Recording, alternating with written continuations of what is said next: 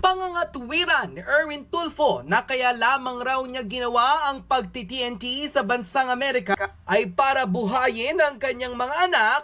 CIS Party List Representative Erwin Tulfo tinabla ng maraming Pilipino. Sa halip na paniwalaan, lalo pang binatikos at tinawag na puro kasinungalingan ang representative na si Erwin Tulfo matapos ang kanyang di umano'y pagdepensa sa akusasyon sa kanya ng maraming netizen na nagnakaw rang ito ng identity ng isang tao para maging US citizen sa bansang Amerika. Umani ng samot-saring reaksyon ang nooy naging revelation ng veteran vlogger na si Maharlika, kung saan lantarang isiniwalat sa publiko ang pagsisinungaling ni Erwin Tulfo hindi lamang sa kanyang pamilya kundi lalo na sa taong bayan. At dito'y kalakipang mga ebidensya isiniwalat mismo ng US vlogger na ninakaw di umano ni Erwin Tulfo ang personalidad na nagngangalang Erich Sylvester Tulfo. Ayon mismo kay Maharlika, mismo ang embahada ng Amerika ang nagpatunay na di umano'y pineke ng kongresista hindi lamang ang kanyang mga pasaporte, kundi lalo na ang mga dokumentong magpapatunay na tila nirenew pa ni Tulfo noong mid-2022 ang kanyang US citizenship. Kalakip ang mga ebidensyang nakita ngayon ng US Embassy na lehitimong dinaya niya ang kanyang pagkakakilanlan sa kanyang US passport sa Amerika. Kaya't ang kanyang naging programa sa punto asintado kung saan kinatiwiranan nito ang kanyang dahilan kung bakit ginawa ang di umano'y pagti-TNT sa Amerika, tinabla ng taong bayan. Ayon sa controversial comment post ng isang netizen online kung saan tinawag na magnanakaw ang kongresistang si Erwin Tulfo, "Hoy, buang ka na Erwin Tulfo! Hindi lang ikaw ang nagsusumikap na OFW para buhayin ang pamilya. Lahat ng mga Pinoy abroad, ganyan ang kwento. Ang kaibahan lang, ikaw nagnakaw ng identity. Kami dumaan sa butas ng karayom para makapag-ibang bansa at kumita ng dolyar." Saka hindi issue ang pagiging TNT ng mga OFW dahil marami ang ganyan, kanya-kanyang diskarte. Ang tanong, sino si Erwin Sylvester Tulfo? Bakit mo ninakaw ang pagkatao niya para lang maging US citizen ka? Humarap ka sa salamin. Di ka ba kinikilabutan sa mga pinagsasasabi mo? Dinamay mo pa ang Diyos.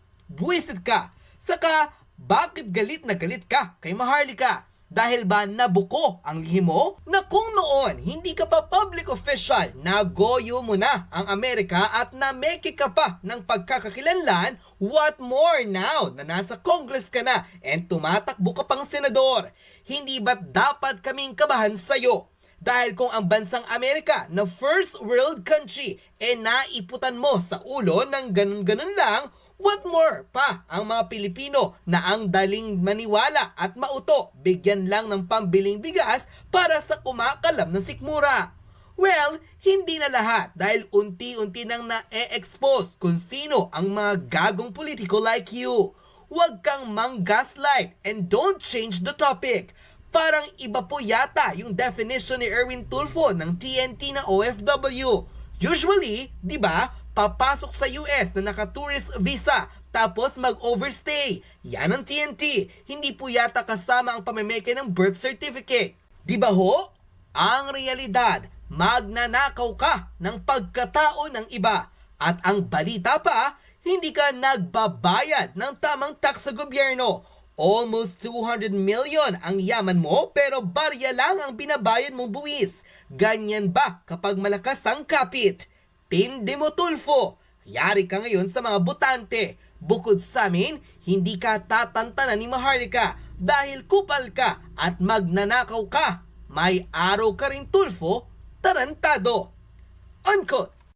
Panoorin ang samot-saring reaksyon ng maraming netizen sa controversial interview ng veteran newscaster turned politician na si Erwin Tulfo na tila mangiyak-ngiyak pa raw sa kanyang sariling programa matapos mabuko na tila nameke ito ng dokumento para makakuha ng US citizenship.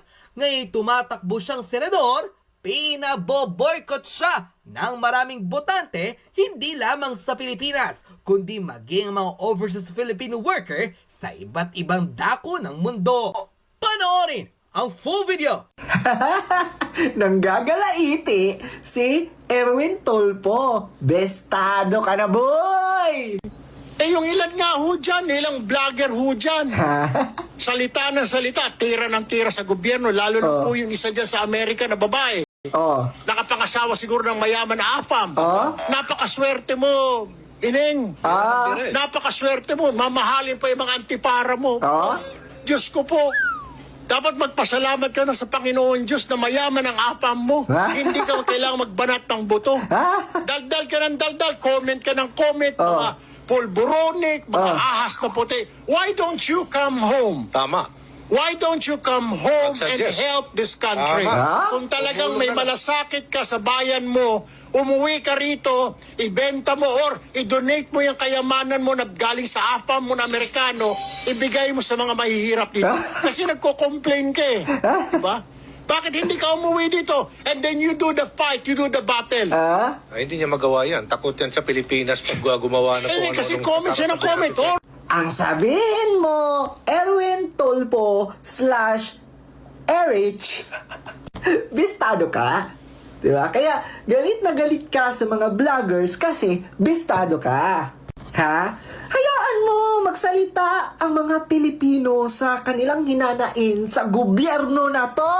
Bakit mo patatahimikin? Grabe, nakakaya. Alam nyo bang recognized na internationally yung ginawang panloloko nitong Sir Erwin Tulfo sa Amerika? Yes, Sir Erwin Tulfo, si Utol Erwin, na tumatakbo bilang senador, okay, ng Pilipinas next year, ay nabukayo na sa kanyang panloloko sa Amerika. Well, napakasimple lang naman ang kanyang ginawa. Siya ay nagpanggap na American citizen. Nagpagawa lang naman siya ng peking birth certificate under the name of Erich Sylvester Tulfo. And according sa kanyang birth certificate, siya ay pinanganak sa Hawaii. At ang nakakaloka pa dito sa panloloko ni Erwin Tulfo, dahil nga, kung naalala nyo dahil nga hindi siya na-recognize bilang DSWD secretary because of his questionable citizenship, nirenounce niya na raw ito early 2022. So kung iisipin mong mabuti, dinagdagan na naman ng putang inang Erwin Tulfo ang pandoloko niya sa ating mga Pilipino. Anong nirenounce mo? Saan ka nag-renounce ng yung pagiging Amerikano? Peki ka nga. Pinakuha na nga ng Amerika yung passport mo dahil hindi ka lehitimong American citizen. Erwin, ikaw ay si Erwin Teshiba Tulfo. Hindi ikaw si Erich Sylvester Tulfo. Ipinanganak ka hindi sa Hawaii. Ipinanganak ka sa probinsya ng Tacloban, Leyte. Anong sinasabi mong early 2022, nag-renounce ka na ng iyong American citizenship? Anong i-renounce mo? Saan ka nag-renounce? Peki ka nga. Paano natin pagkakatiwalaan ang ganitong klase ng tao? Kung ang sarili mong identity ay huwad, what more? Yung i-offer mong paglilingkod bayan, malamang sa malamang huwad din ito. Ugali nyo ng mga Tulfo ang panloloko. Remember yung kapatid nitong si Rafi Monyo, ganyan din ang ginawa. Dahil gusto niyang magkaroon ng American, ng green card sa Amerika, pinakasalan niya si Celedonia Amos sa States. Ang masama pa nito, hindi pa divorce si Rafi Tulfo sa kanyang asawa na si Miss Julie Licop nung nagpakasal siya kay Celedonia Amos sa Amerika. Alam mong ginawa ni Tulfo? Simple lang. Katulad ng ginawa ni Chupaeng, ay ni Erwin Tulfo. Pinaki din niya ang kanyang pangalan.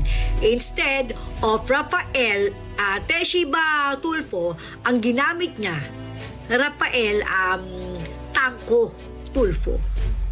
So malamang sa malamang, meron din itong birth certificate. Kasi paano ka magpapakasal sa Amerika kung wala kang birth certificate na isasubmit? So pati ang birth certificate dito, ganun din, dalawa rin. Rafael Tanco Tulfo. At ang birthday niya, dalawa rin. Isang March 12, 1960, which is tunay naman. At yung isa naman, October 15, 1955. Alam nyo, itong magkakapatid na Tulfo, sanay na sanay ito sa panduloko. Gaano katindi ang lakas ng loob at kapal ng apog nyo na lokohin ang bansang Amerika. Kung ang bansang Amerika niloloko o niloko ng magkapatid na ito, what more tayong mga Pilipino? Lalo't higit, karamihan sa mga humahanga sa walang hiyang putang inang magkapatid na to, mga kababayan nating nasa laylayan. Kaya-kaya nilang utuin. O ngayon, Erwin Erich Sylvester, bukayo ka na. Nagpapanggap kang American citizen. Nagpagawa ka ng birth certificate. Nakakahiya ka. Nakakahiya ka. Gravity, ang kapal ng mukha mo, Erich Sylvester. Grabe! What the fuck? Nakakahiya ka! Basahin natin mga Lods. Representative Erwin Tulfo, aka Erich, admits being a TNT in the US. Asas! Sinasabi mo na lang yan ngayon kasi nabisto ka eh. Bakit? Aaminin mo ba kung hindi ka nabisto? Diyos ko, Erwin Tulfo, diba? Yan kasi ang problema no? Kung sip-sip tayo at wala tayong paninindigan. Diyos, US citizen ka naman daw kuno, tapos tatakbo ka as senador ng Pilipinas. Ano kaya yun? Para ka ng dayuhan. Diyos ko, di ba? Comelec left the earth. Comelec! Galaw-galaw, Comelec! Diyos ko, alam niya itong mga ganito mga Lods, di dapat ito na din binoboto.